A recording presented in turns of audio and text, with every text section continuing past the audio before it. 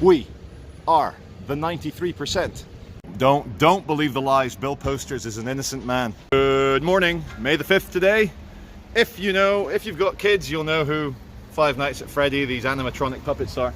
Anyway, we are heading down Hilton Street in the Northern Quarter, and today's video is titled, We Are the 93%. Now, 2 months ago, I released a video called Corona Phone.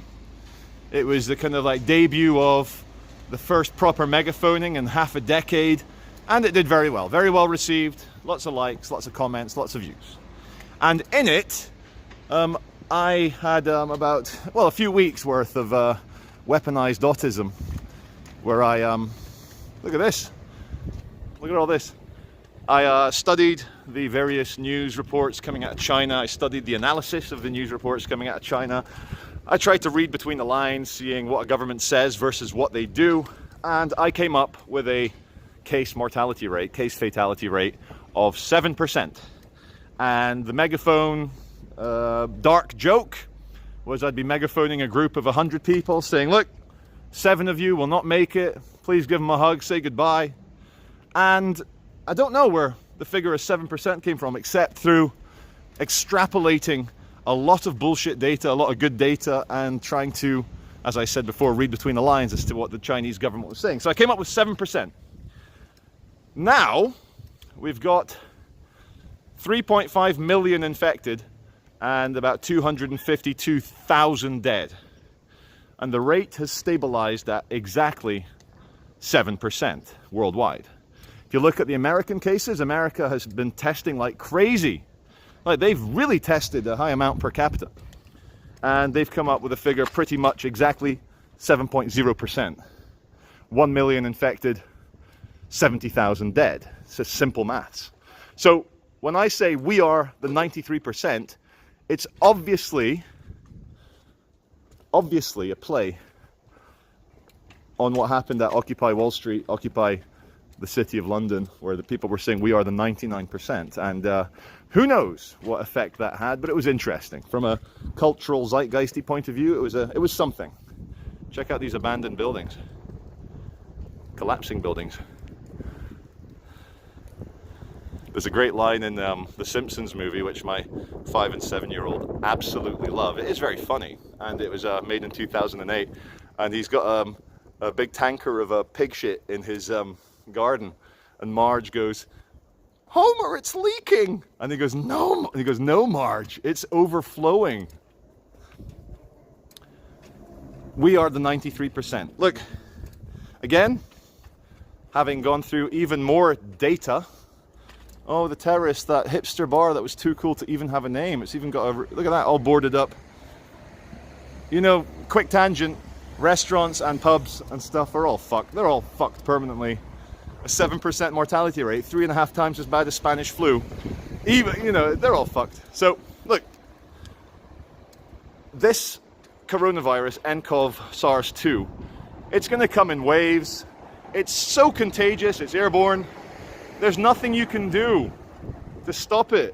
Vaccine, yes, hopefully, but you can't base your entire society on a hypothetical hopeful vaccine that might come in 18 months or 24 months. So, what we need to do, and I've thought long and hard about this, and many of us will not make it. We will take casualties. But what we actually need to do, and I say this without any sarcasm or taking the piss, is we need to end every single measure against the virus. We need to let our balls hang out and just go about our daily lives. We need to change the world. We need to change disgusting, perverted clown world into something a little bit less psychologically rapey. And we will take 7% casualties. It's going to happen. It's great that you can save the lives of some people now by wrecking life for everybody. You can do that for 30 days or so before everyone goes, oh, come on now, come off it. It's over. We're here on Edge Street. How edgy. This is so hipster. So let's go down. Look at this. It's all the hipster places saying tequila. It's all over. Taco Tuesday. I'm sure that's from the Lego movie. Taco Tuesday. Chicken and a fox. Yard and coop.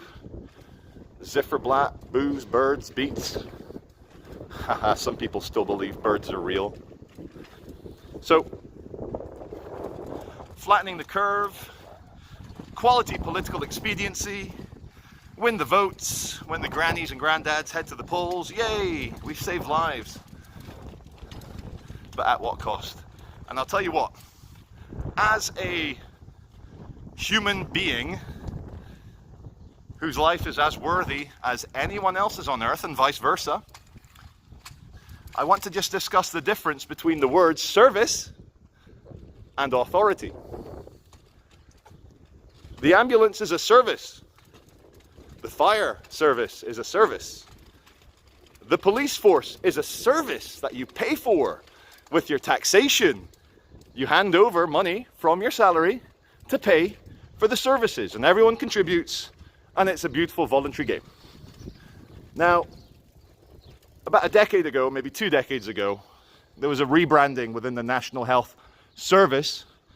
They started calling themselves local health authorities. Authority as in they have authority, as in they are there, the God to tell you what to do. And that's not correct. Every man, every woman, everyone that's an adult is sovereign, is connected. Is connected to the greater things, the transcendental things that we don't even need to talk about in this video. And just like with vampires, you seen that Swedish film, Let the Right One In? I think they remade it in Hollywood. Not so good. Swedish version was amazing. And when you invite the police, the government, the health service to take over your life, they will gladly do it. They will, of course, do it. We all want to control. We all want to have influence. We all want to be vital in das Leben der anderen, the lives of others. But it's getting to the point now, it's starting to grate on everyone's soul that society is being told like a naughty schoolboy to sit in the corner. Sit in the corner, you've been bad. You've broken social distancing rules. Obviously this virus is not the flu. Obviously it's a lot worse. But 43 days in now, in the British lockdown, the big emergency hospitals are being closed down. They're starting to not take any new patients. The lockdown has had the effect of saving a surge in the NHS. So, to the government, to the cabinet, to the people in power, to any fevered ego trying to grasp at the reins to control your average human being or anyone. Remember, you are a service, not an authority. Some of us are not worried about what you may do or threaten to do. You're not worried. We're not worried. So let's come off it now. Let's open everything back up without government permission. Because turns out, just because you're a government doesn't make you right. And anyone that wants to argue that point, just get the fuck off my channel. Governments are not the same word as what's right. Governments are a service, an administration service that exists because it's easier to organize things like this. It's a service. It's not an authority. So when things get a little bit strange, the weird turned pro, to use Hunter S. Thompson. We're looking down towards Solita, Abel Haywood. There's deep in the northern quarter, you've got your Buddhist center. Here! And that's all I want to say. We are the 93%. just had to switch the radio off. It was one of those really stern public services announcements from Her Majesty's government. And it was saying, this is for all key workers. You are doing essential work to keep this country going.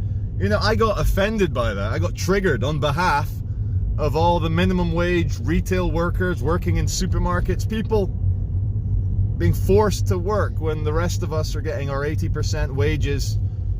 Well, for babysitting, there's no schools. I'm going slightly mad from the 15, 16-hour days with the children every single day. But you know, you do your duty. You got to just get up and do it.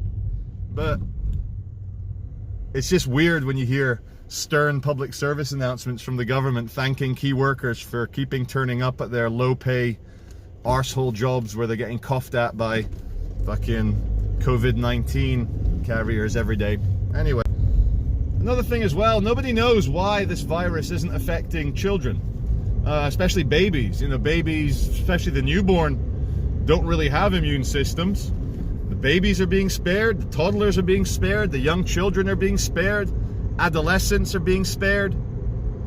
Really, this COVID-19, they said yesterday on the news that on average, it takes away the last decade of people's lives. So if it's killing a bunch of 75-year-olds like my uncle, on average they would have lived to 85 or something like that. Or if someone's obese or got underlying health problems and they're 60 and they die, they would have lived to be 70 years old. Very strange times. More telescreens with rainbows. Keep on working.